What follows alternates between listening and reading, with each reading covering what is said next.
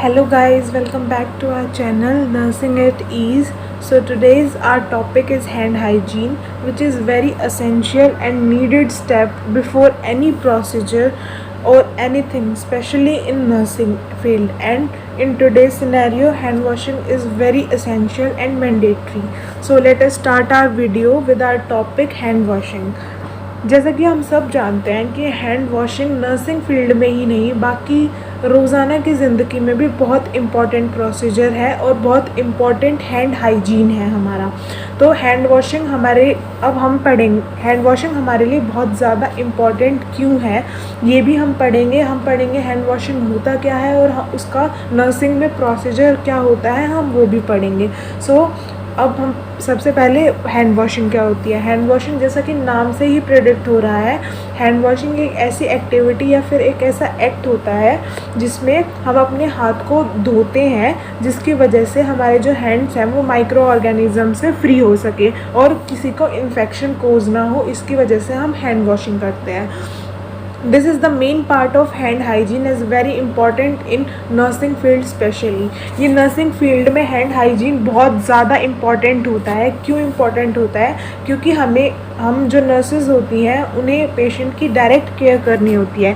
For example, हम किसी patient को बेड बाथ दे रहे हैं तो बेड बाथ देते टाइम हमें पहले भी हैंड वॉश करने होते हैं एंड बाद में भी प्रोसीजर के क्यों करने होते हैं, तब क्योंकि हमारा जो हैंड होता है, मान लो वो इन्फेक्टेड हो और अगर हमने हैंड हाइजीन अच्छे से मेंटेन नहीं किया तो वो जो हमारे इन्फेक्टेड हैंड्स हैं वो पेशेंट को भी इन्फेक्टेड कर सकते हैं।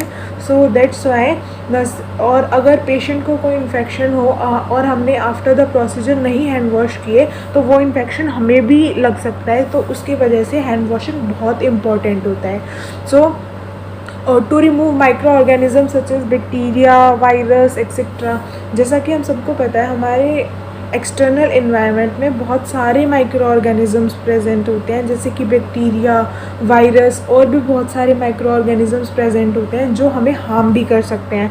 तो अगर वो हमारी हाथ की लेयर पे प्रेजेंट होंगे तो वो हमें इन्फेक्ट कर सकते हैं हमारी बॉडी को, तो उसको रिमूव करने के लिए हैंड वॉशिंग इम्पॉर्टेंट है। और जो माइक्रो ऑर्गेनिजम्स हैं वो हमारी बॉडी के अंदर एंटर भी कर सकते हैं, क्योंकि हम अपने हैंड से अपने फेस को टच करते हैं, अपनी आइज़ को टच करते हैं, अपने नोज़ को टच करते हैं रेपिटेडली। तो अगर हम बार बार टच करेंगे तो वो जो जर्म्स हैं वो हमारे माउथ या नेज़ल ट्रैक से हमारे अंदर भी एंटर कर सकते हैं, तो उसको प्रिवेंट करने के लिए भी हैंड वॉशिंग बहुत ज़्यादा इम्पॉर्टेंट रोल प्ले करती है। तो नेक्स्ट है, अब प्रोसीजर क्या होता है हैंड वॉशिंग का। हैंड वॉशिंग के प्रोसीजर्स में कुछ स्टेप्स हैं, पहले हम इन स्टेप्स को पढ़ेंगे, उसके बाद हम एक लाइव डेमोन्स्ट्रेशन लेंगे हैंड वॉशिंग का। 9 स्टेप्स होते हैं। First, wet hands with water. हमें जो अपने हैंड्स हैं वो अच्छे से गीले करने हैं पानी से। क्यों गीले करने हैं? ताकि जो सोप या फिर जो भी हम डेटॉल वगैरह डाल रहे हैं अपने हैंड पे वो अच्छे से स्प्रेड हो सके, इसलिए हमें अपने हाथों को अच्छे से वेट करना है फर्स्टली।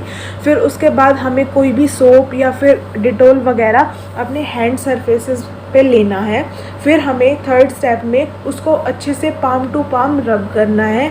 फिर फोर्थ स्टेप में हमें जो हमारा पाम एरिया होता है, राइट पाम से लेफ़्ट हैंड का जो पीछे वाला हिस्सा होता है, लेफ़्ट डोर्सल पार्ट होता है, उसको हमें अच्छे से रब करना है। और ऐसे ही हमें दूसरे हाथ के साथ भी करना है। लेफ़्ट हैंड की पाम से राइट हैंड का बैक वाला पार्ट जो है वो अच्छे से हमें रब करना है।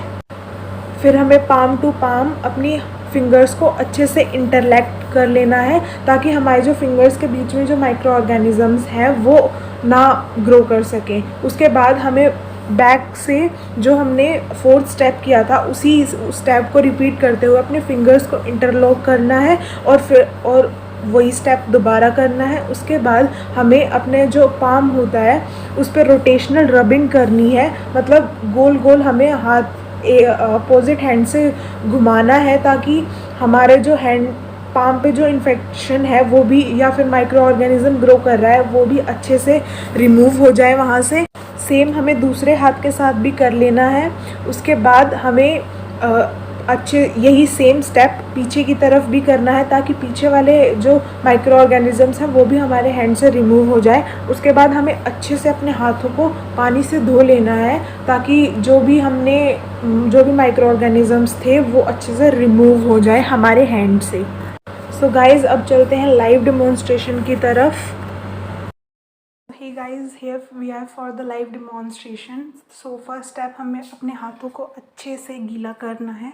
उसके बाद हमें कोई भी सेवलॉन, डेटोल कुछ भी लेना है और उसको पाम टू पाम रब करना है अच्छे से। फिर हमें राइट हैंड से लेफ़्ट डॉर्सल पार्ट और लेफ़्ट हैंड से राइट डॉर्सल पार्ट को अच्छे से रब कर लेना है। उसके बाद हमें अपनी फिंगर्स को इंटरलॉक करके अच्छे से रब कर लेना है। फिर उसके बाद सेम हमें पीछे की साइड से करना है, ताकि जो माइक्रो ऑर्गेनिजम्स हैं वो हमारे फिंगर्स के बीच में ना रह जाएं। उसके बाद हमें अपने थंब की रोटेशनल रबिंग करनी है अच्छे से।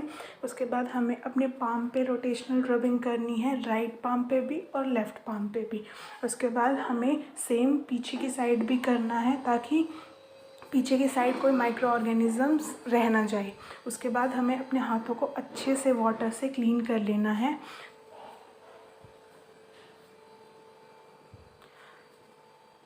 And our hands will be free from microorganism, and this is the procedure of hand washing. Hope you guys like the video, so please like it and subscribe our channel and share it with your friends. Thank you.